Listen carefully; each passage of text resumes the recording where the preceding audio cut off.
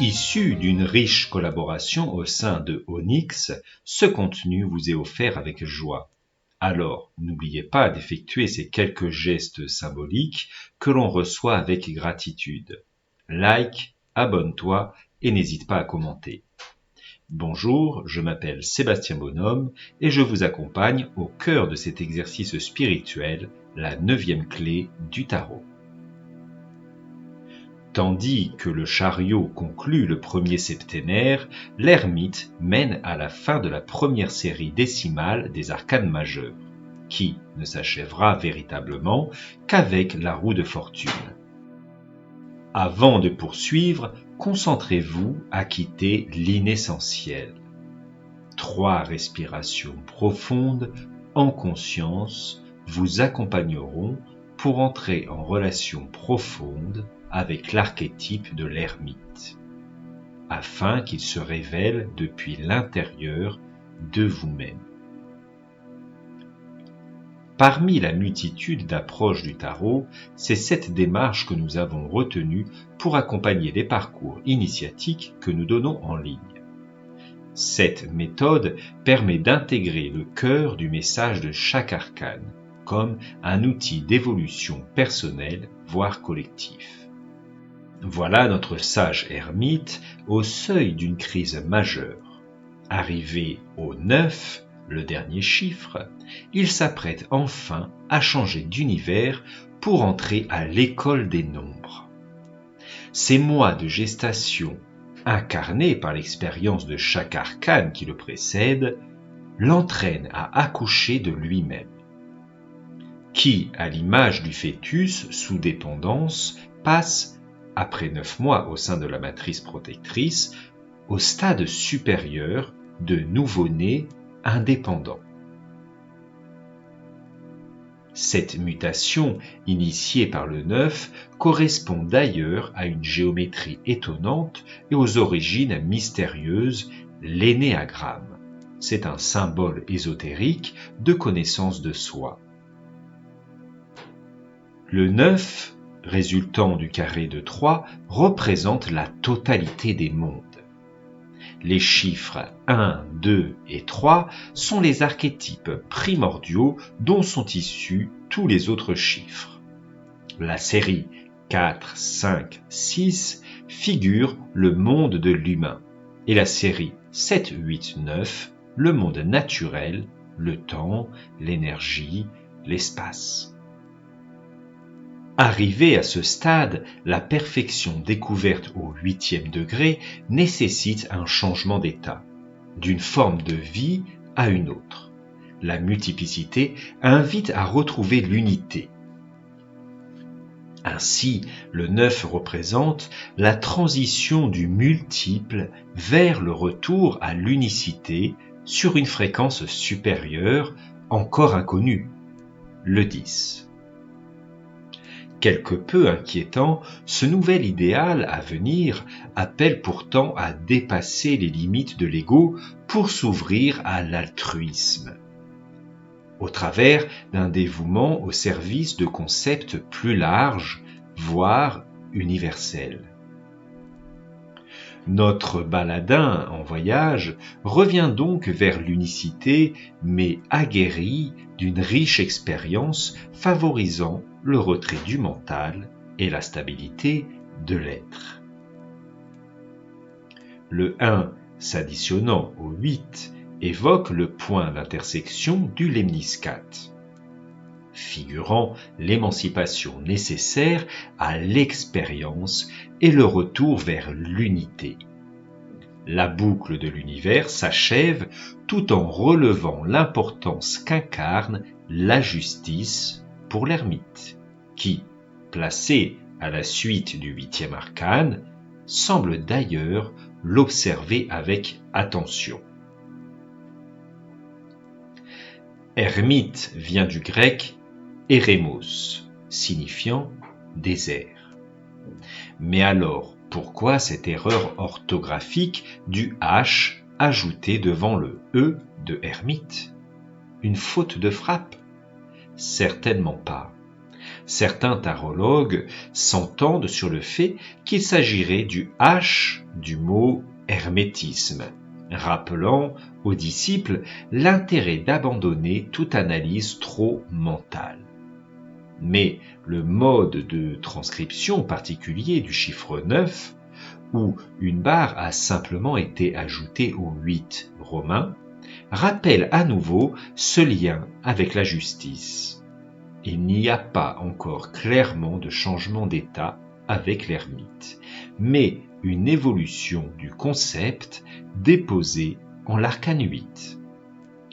D'ailleurs, cet homme au pas sage semble quitter la justice à reculons.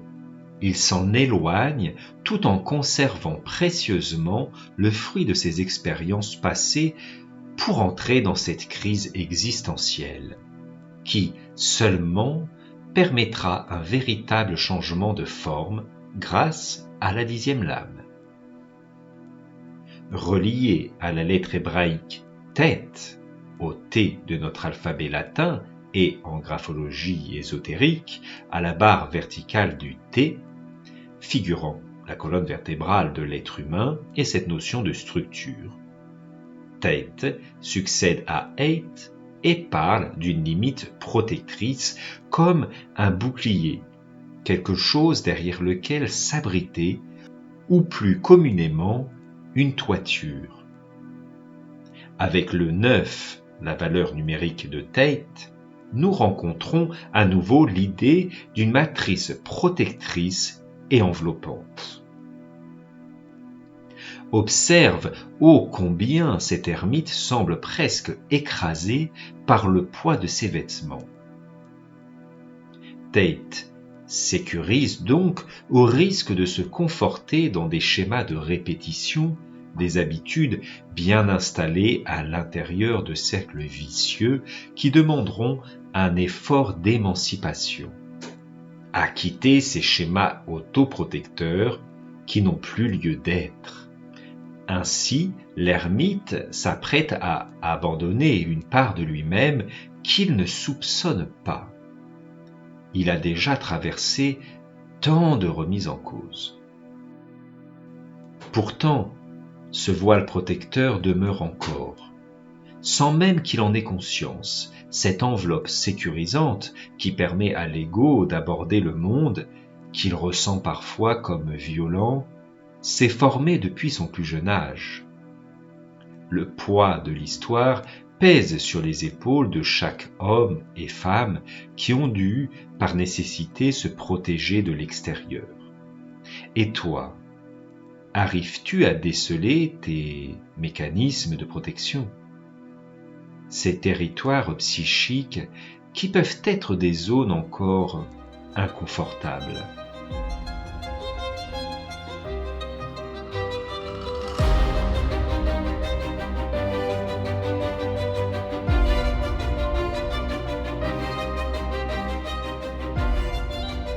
L'arcane 9, mal vécu, informe d'un rapport difficile à soi-même. La solitude, l'introspection, la vieillesse et le temps qui passe éveillent angoisse et peur existentielle. Cette carte peut signifier l'absence ou le rejet de la figure paternelle dans la lignée transgénérationnelle ou encore une identification à la douleur d'une personne qui se condamne à la solitude. L'ermite doit accepter la finalité de toute chose. Ainsi, il intègre le cycle passé en une mutation qui signe la fin d'une époque ou d'un processus, engendrant la conception d'une conscience supérieure. Guidé de sa lanterne, l'ermite, au visage, aux cheveux et à la barbe couleur chair, montre qu'il reconnaît et accepte les tares humaines. Dirigé vers la gauche, ce regard sur le passé lui permet d'éclairer son héritage karmique ou psychogénéalogique. Ici, le pardon de nos parts d'ombre prend tout son sens. Le chiffre 9 retourné nous relie au passé de l'amoureux, la lame 6, et des décisions prises précédemment. Est-il libéré de ces histoires d'amour sans regret? Cet archétype puise la source de ses connaissances dans les mythes et traditions ancestrales déposées en l'inconscient collectif. Lié à Chronos, le maître du temps, qui correspond à Saturne, la maturité structurante de l'ermite le mène au-delà de toute précipitation. Il doit avancer lentement et respecter un nouveau cycle de vie. Cette lanterne qui semble éclairer son chemin interpelle. Est-il perdu dans l'obscurité d'une nuit sans fin? Que cherche-t-il à percevoir? Symboliquement, ce contenant, en analogie à l'être humain, évoque le corps relié à l'élémentaire, qui n'est autre qu'un réceptacle qu'il est nécessaire de purifier pour accueillir et entretenir le feu divin. Ce personnage réceptif et sensible aux énergies extérieures, par cette cape bleue, oriente son essence vers l'intérieur. C'est ici qu'il entretient un silence méditatif, source d'alimentation du feu divin qui l'habite. Prudemment, il progresse aidé de son bâton. Encore un symbole de feu. Concret, il sonde et vérifie par lui-même. Ainsi, il éclaircit ses doutes et renforce sa foi par la reconnaissance. Il progresse en se référant à ses instincts. Le bâton légèrement ondulé rappelle le serpent de la Genèse, mais aussi la Kundalini qu'il a appris à domestiquer au fil du temps. Nous percevons par endroits des traits noirs hachurés, surtout sous sa ceinture. Qu'est-ce que cela signifie? L'ermite a engagé tout un travail psychologique et alchimique sur sa libido. Il a appris à contrôler ses pulsions afin de ne plus se laisser conduire par ses désirs, et ainsi s'élever de la part animale de l'être humain sans pour autant la renier. L'ermite sort de la société, il s'isole en conscience. La connaissance est un lourd fardeau qui enseigne par la seule présence, au-delà des paroles.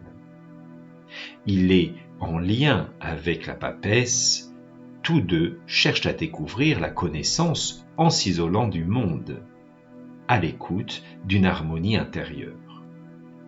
Lui, à son stade, a intégré le second arcane. Son retrait est davantage conscient. C'est une démarche personnelle par laquelle il souhaite quitter les grands courants de l'inconscient collectif qui manipulent chacun à différents niveaux.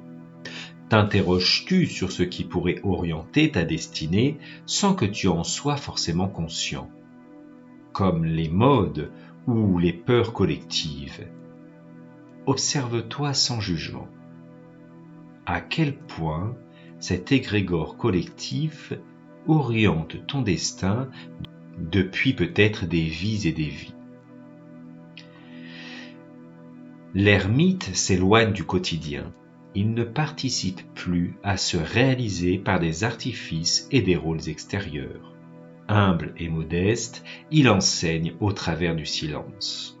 Alors, au sein de cette matrice, l'homme de connaissance, le père spirituel, le sage, manifeste sa lumière.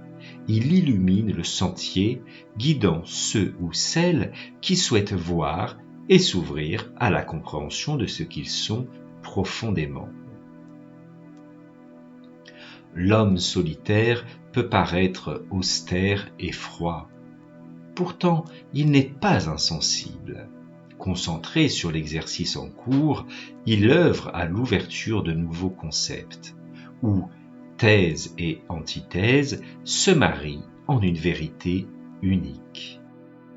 je t'invite à endosser les habits de l'ermite et à voyager au cœur de ce processus.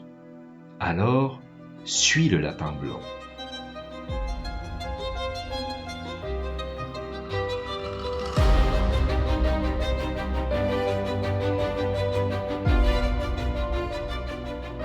Ferme les yeux et visualise deux éléments. Deux sujets totalement antinomiques.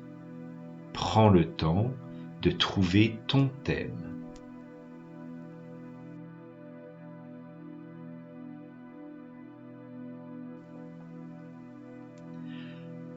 Deux vérités radicalement opposées l'une de l'autre. Inspire ces oppositions et expire-les.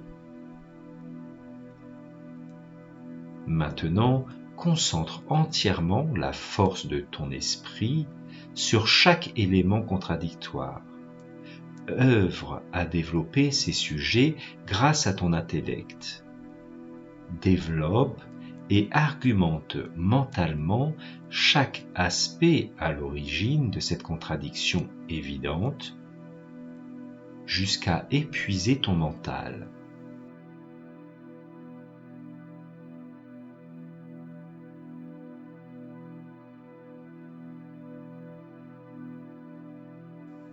Visualise maintenant ces deux théories bien distinctes comme deux piliers flamboyants de lumière, placés face à toi. Ils brillent chacun de la lumière de leur propre vérité.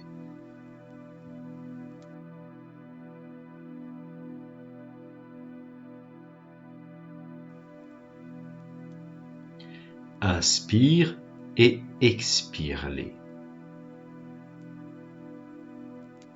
Prends du recul et deviens le spectateur de cette scène vivante. Sois l'observateur de celui qui a créé ces piliers de lumière.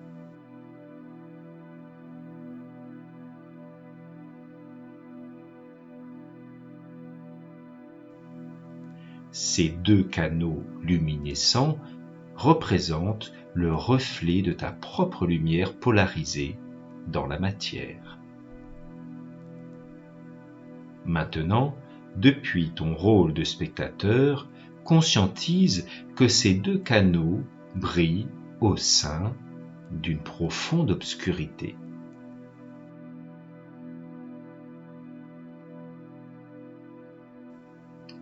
Quitte désormais cette clarté pour te fondre au noir.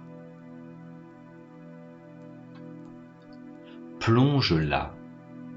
Maintenant, il s'agit de t'ouvrir à l'insondable, en puisant au sein d'une nouvelle source de lumière, au cœur de cette intense obscurité.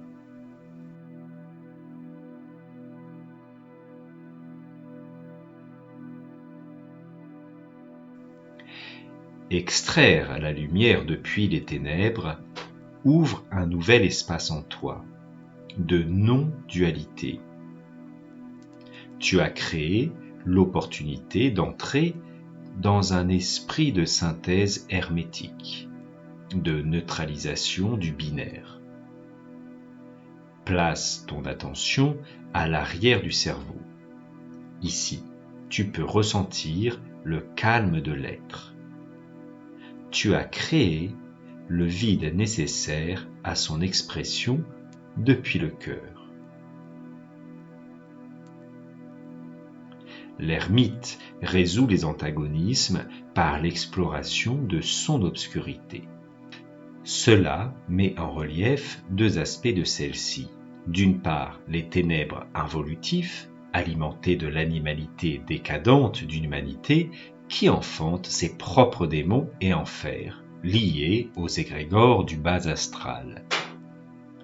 Et l'obscurité porteuse de vérité, contenue au sein de la conscience et menant à des connaissances d'ordre supérieur. Le diamant brillant de mille feux sort de la mine la plus obscure. Encore faut-il quitter le confort protecteur de ce qui est connu, s'émanciper de la 9e lettre hébraïque, tête. Ainsi, l'homme sage ne prétend pas détenir la vérité, mais la connaissance, le fruit de son expérience. Le fruit de son expérience l'éloigne de la cohue collective. Ce n'est pas une fuite, mais en s'isolant naturellement en soi, il est enseigné par le silence. Alors seulement l'être se révèle. Tant que le moi ne se déplace pas au second plan, l'accès au véritable enseignement ne s'ouvrira pas clairement. Le silence spirituel aboutit à libérer l'espace. Les corps énergétiques se purifient de toute pollution. Ils s'ouvrent à l'énergie et laissent le vide se déployer en soi, où même l'observateur n'est plus, pour offrir l'espace de ce qui est, un sentiment de plénitude par le vide. Ainsi, nous comprenons pourquoi ce voyageur du temps fait référence à Chronos. En plongeant au fond de lui, protégé de ce lourd manteau bleu, il découvre les véritables structures de l'univers, l'ordre cosmique et l'évidence qu'il est lui-même un univers. Il devient responsable de ce qu'il vit. C'est ce lourd fardeau qu'il porte sur les épaules. Il ne peut plus rejeter la faute à l'extérieur. Il ne peut plus en vouloir à Dieu, ni même à Satan. Il s'agit de lui avec lui-même. Un texte de maître Omram Mikhail Ivanov image simplement mais magistralement ces grands principes. Je vous le lis. Pour allumer le feu dans une cheminée, vous préparez un peu de papier, puis des brindilles sèches, et enfin du bois plus gros. Vous prenez une allumette, vous mettez le feu au papier, le papier le communique aux brindilles, et les brindilles enflamment les branches. Eh bien, toute une science est contenue dans ce simple fait d'allumer un feu, car on retrouve le même processus dans la vie intérieure. Le feu de l'allumette correspond au plan causal, le monde de l'esprit qui est à l'origine de tous les phénomènes. L'allumette enflamme le papier, le plan mental, qui enflamme les brindilles, le plan astral, qui enflamme le gros bois, le plan physique. Tout commence en haut dans le monde spirituel. Puis, de corps en corps, le feu finit par atteindre le plan physique. Il faut comprendre qu'aucune véritable réalisation n'est possible dans le plan physique tant qu'on n'a pas commencé à travailler avec l'esprit. Ainsi, concentrons-nous donc sur l'allumette, en pénétrant cette conscience de synthèse. Pour cela, tu l'auras compris, il est essentiel de quitter les couches superficielles de la conscience pour entrer dans ses profondeurs. C'est ce qu'Hermès Trismégiste nomma le don du noir parfait. Le logos du Verbe devient l'unique volonté manifestée. Le 9, chiffre d'ouverture spirituelle, représente l'accès à une voie de salut. Ainsi, l'ermite peut s'extérioriser de diverses façons, comme en prenant l'image d'un psychanalyste, d'un sage, thérapeute, mystique, d'un philosophe ou encore d'un prêtre. L'ermite, en laissant sa tête et ses mains découvertes, nous indique le chemin. Reste ouvert aux concepts qui te paraissent inconnus. Ne t'enferme pas dans le mental. Ce que tu es se manifeste par ce que tu crées, au travers de tes moyens d'action, les mains. Il peut être question de cheminer sous le sceau du secret afin de garder les connaissances du maître d'œuvre protégées. L'ermite évoque l'engagement vers l'austérité, ou vers les grandes études métaphysiques, avec une période de repli nécessaire sur soi afin de mieux comprendre les situations vécues. L'arcane évoque donc une période de maturation portant aux réflexions profondes et non plus à toute forme d'action entreprise comme un défi, qui, avec le temps et l'âge, peuvent parfois mener à la misanthropie, voire à la dépression issue de crises psychiques difficiles à surmonter. La notion de temps associée à ce patriarche évoque la finalité karmique d'un cycle important, le menant vers un grand recul sur la vie. La prudence, la prise de décision, la volonté, la robustesse physique, l'énergie psychique lui sont attribuées. L'ermite incarne l'archétype du sage grand-père. Nourri du fruit de ses expériences, c'est le confident qui saura éclairer par de précieux conseils les nouvelles générations, parfois plus réceptives à ses enseignements que l'ont été ses propres enfants.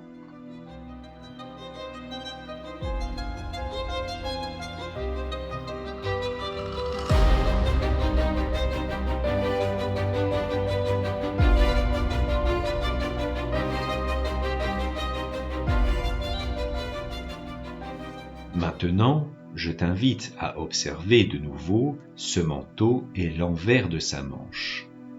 Elle est majoritairement jaune, striée de noir. Il a fait un grand travail intellectuel, remettant en cause la manière qu'il avait de s'afficher en société.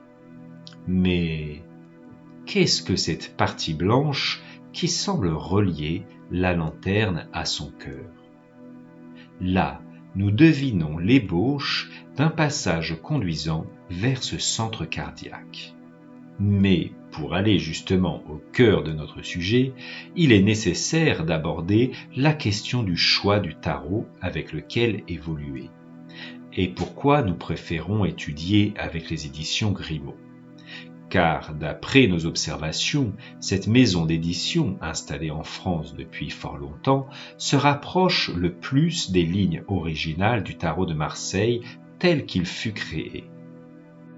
Grimaud a su rester impersonnel sans ajouter trop de nouveaux détails et sans non plus en retirer trop. Mais justement, sur l'arcane de l'ermite, Grimaud a ôté un détail important, à partir de la nouvelle édition de 1980. Pourquoi? Je n'ai pas la réponse. C'est Jamaël qui, pratiquant le tarot depuis plus de 30 ans, a relevé ce détail. Avant les années 1980, sur le torse de l'ermite, au niveau du cœur, était tracé un trait noir d'environ 1 cm, en taille qui évoquait bien sûr le processus particulier qu'accomplit ce sage vagabond sur le cœur. Sans ce détail, nous perdons donc un peu de la signification profonde de l'arcane. À trop vouloir s'approprier les choses à des fins égotiques ou commerciales, l'essence de ce qui fut créé avec simplicité mais profondeur se perd. Mais comme il est dit, les cordonniers sont les plus mal chaussés. En extrayant la lumière depuis l'obscurité, l'ermite vit une mort symbolique. Il quitte la dualité et entre donc au centre de lui-même, au milieu des 7 roues énergétiques qui composent sa structure, les chakras. Il prend place en Anahata, l'Atanor, le centre vital cardiaque. Ainsi, il n'a plus besoin même de parler, mais cela ne signifie pas qu'il ne s'exprime pas. En pénétrant sa vérité profonde, il se reconnecte au langage universel, la fréquence. Là, il s'engage face à lui-même. Il répond désormais de ses propres pensées, paroles et actes. Il ne peut plus se mentir. La mutation s'achève. Il manifeste à l'extérieur le rythme de son cœur qui résonne à l'unisson de l'amour. De la lutte contre l'existence, il s'est offert à la collaboration avec la vie. Pas après pas, il est au seuil de la roue de fortune. Merci d'être resté à l'écoute jusqu'ici et te dis à bientôt pour de nouvelles aventures certainement palpitantes et extraordinaires avec la roue de fortune. À bientôt.